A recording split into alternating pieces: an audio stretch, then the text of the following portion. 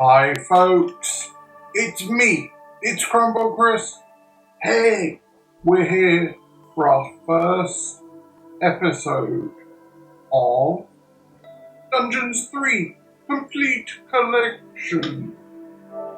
So, this is what it looks like. This game was chosen by a viewer as the next game from a list of 5 or 6. So we shall certainly see how we get on. Ooh, made with Unity.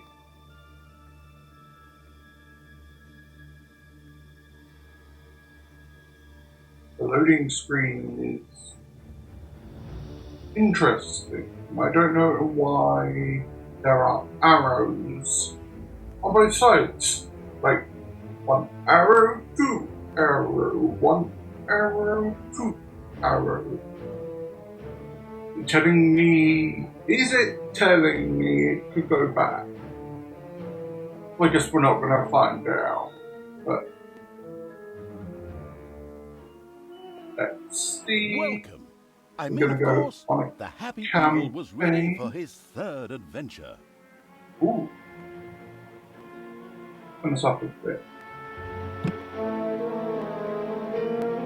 The tutorial.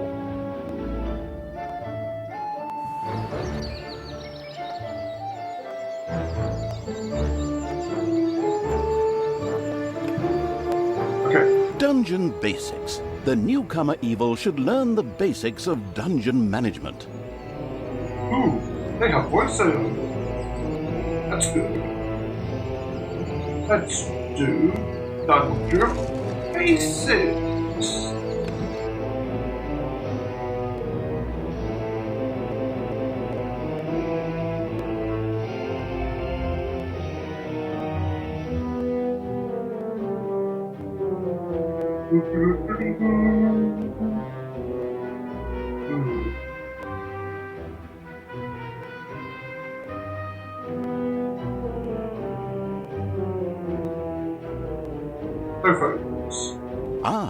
The still learning the ropes evil had decided to try the excellent tutorials. Good choice. In this childishly simple introductory mission, it would learn the basics of dungeon management. Things like digging, building rooms, and hiring and firing creatures. Everything a novice evil needs to know. First of all, it admired the center of its power, the dungeon heart. This, if possible, should never be broken, as that would lead to an inglorious and permanent end to the definitely wanting to avoid this at all costs evil. Naturally, the most important resource for any evil genius was gold. One can make the best things out of the glittering metal, and nary a creature was going to let the absolute evil hire it and push it around without a coin or two. Sad, I know, but that's the way the cold, hard capitalist world of evil works. Although a little gold could also be stored in the dungeon heart, the little snots, the strange name-giving evil's workers, had to travel long distances to do so. It made much more sense to build a treasury nearby. The fast-learning evil immediately began doing so.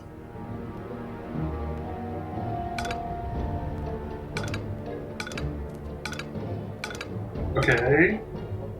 So we have to click.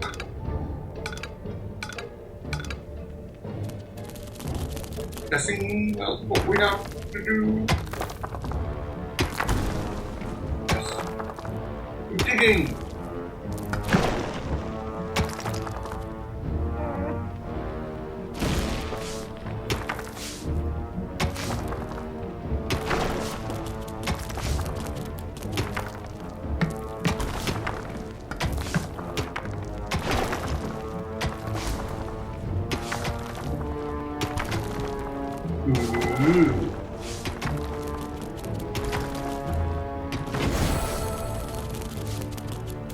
It's like one in the middle.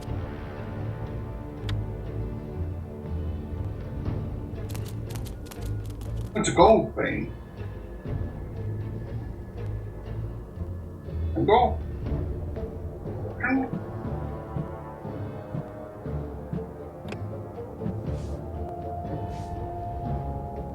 And ruins, okay. Treasury. Yes.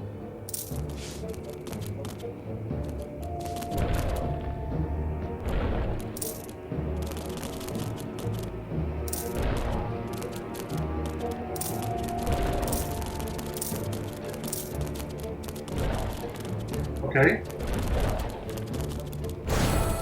You made a treasury. Sometimes the bored evil's little snots didn't work quickly enough. That was the time to give them a hearty slap with the hand of terror. Naturally, this had to be done immediately.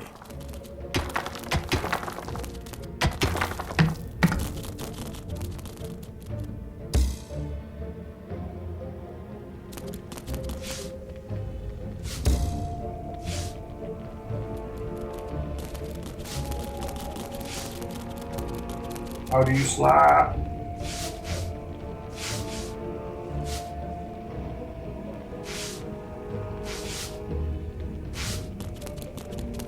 Several.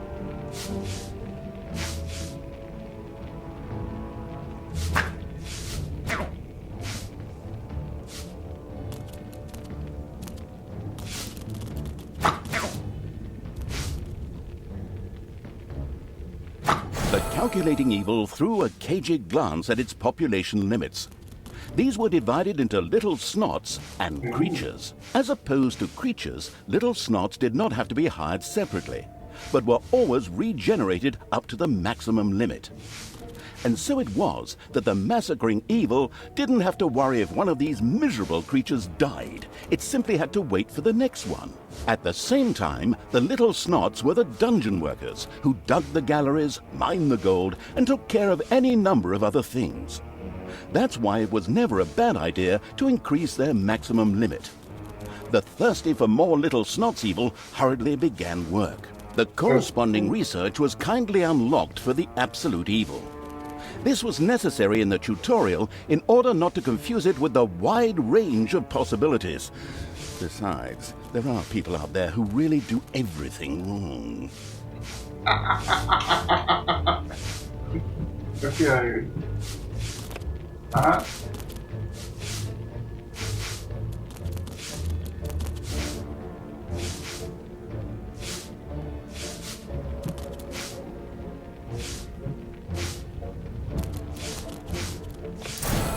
Hey!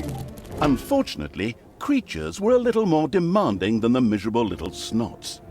A hideout would have to be researched before creatures such as goblins and orcs could be hired. As loyal as the little snots were, they were unable to fight and took to their heels in panicked flight at the first sight of an enemy. Sighing, the unscrupulous evil set about providing a hideout.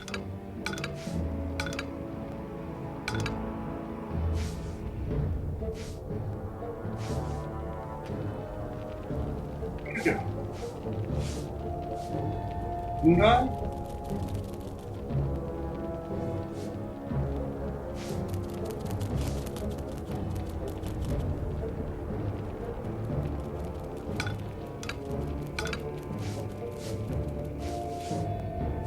Green.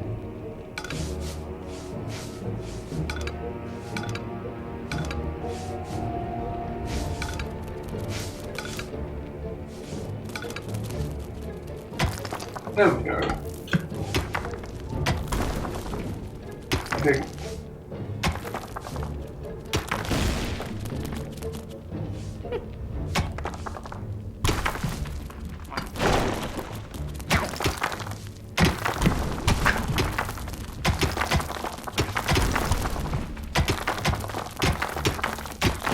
Okay, so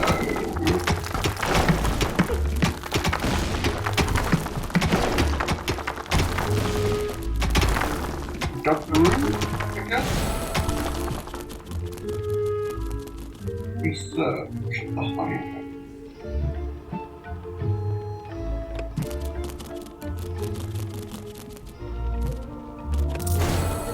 There we go. Oh.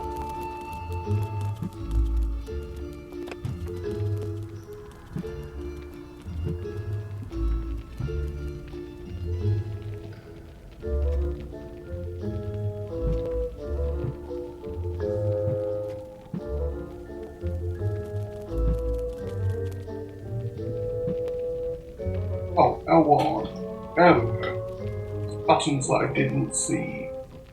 He will find all of the rooms related to the Horde. Just the hideout, the brewery, the guard room, and the open. Ooh.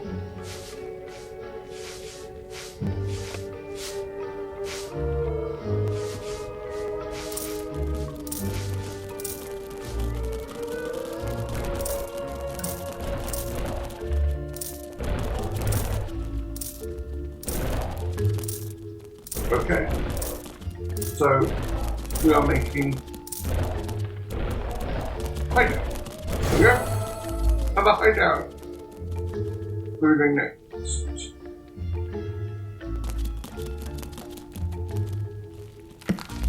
Because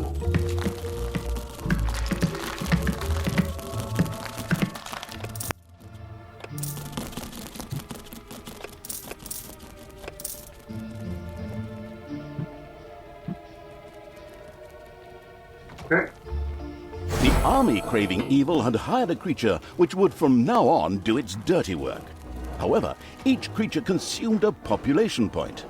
Fortunately, these could be increased just like the number of workers. Should it become necessary to recover a population point, the maliciously grinning evil could always use the egress located at its dungeon heart. Simply toss the creature onto it, a little pull of the lever, and oh, whoops. Well, there it goes. These creatures were pretty spoiled. Not only did Horde creatures demand their own bunks, they also wanted something to eat. Otherwise, they would soon refuse to do any work whatsoever and go on strike. The deeply sighing evil had no other choice than to build his creatures a gobbler farm to satisfy their hunger.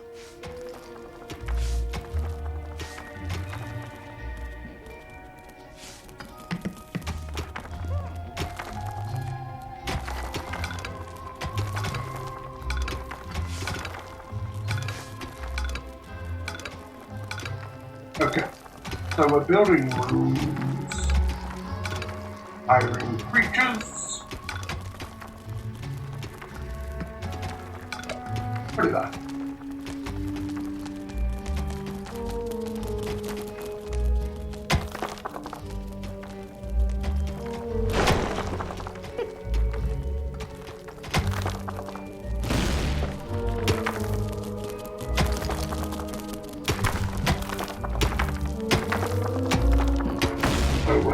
Digging rooms.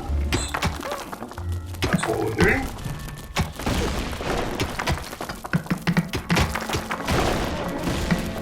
I'm sorry if you can hear the police sirens.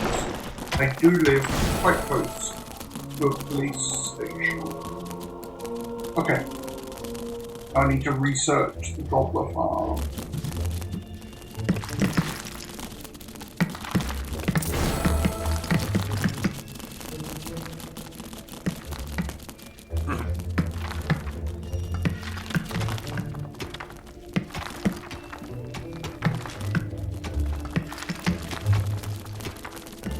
What I'm gonna do?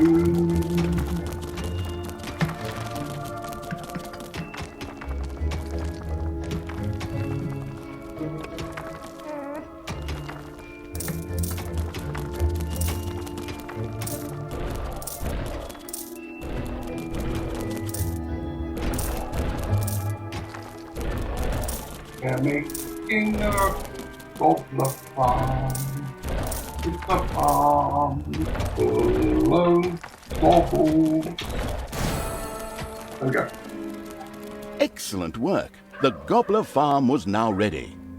Later, the creatures would also demand other things, but for now, they were satisfied. The fast-learning evil had mastered the first tutorial with flying colors. Excellent work.